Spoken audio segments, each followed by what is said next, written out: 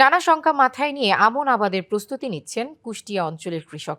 গতবারের তুলনায় এবার সার, তেল ও শ্রমিক মজুরির পাশাপাশি সরকারি বেসরকারি সব ধরনের ধান বীজের দামও বাড়তি। এসব সংকটের মধ্যে ধান আবাদ করে দাম পাওয়া নিয়ে চিন্তা কৃষকের। আর কৃষি বিভাগের তথ্য অনুযায়ী প্রণোদনা কমেছে আমনে। কৃষক ক্ষতিগ্রস্ত হলে সার্বিক উৎপাদনে প্রভাব পড়ার আশঙ্কা করছেন কৃষি বিশ্লেষকরা। মনিরুল ইসলাম এবার প্রায় ২৫ বিঘা জমিতে আমন আবাদের লক্ষ্য স্থির করেছেন।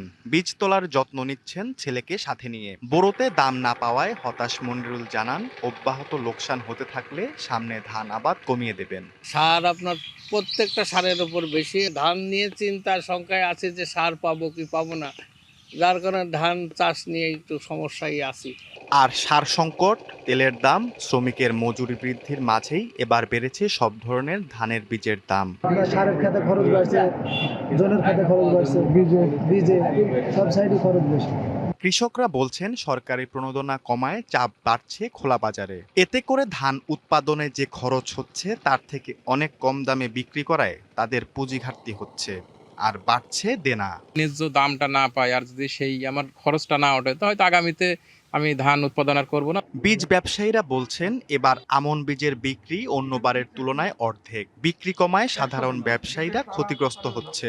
ধানের কোনো দাম নাই, যার কারণে কৃষক এবং সবজির দাম নাই, কৃষকের হাতেও টাকা পয়সা নেই, বাড়তি দামে সার কিনবে, কিনে কিন্তু তার এটা হলো কাঙ্ক্ষিত যে মুনাফাটা সে করতে পারছে না। মাঠ পর্যায়ের কৃষি কর্মকর্তারা বলছেন কৃষকের ক্ষতি পোষাতে সার বীজ প্রণোদনা হিসেবে দেয়া হচ্ছে, তবে অন্যবারের তুলনায় পরিমাণ কিছুটা কমেছে। গত বছর আমরা কৃষকদেরকে কৃষি প্রণোদনার আওতায় প্রায় ৩৩০০ জন কৃষককে সহায়তা প্রদান করেছিলাম। এবছরও আমরা কৃষি প্রণোদনার আওতায় কৃষকদেরকে নগদ নিয়ে এলো হার না মানা হার অফার।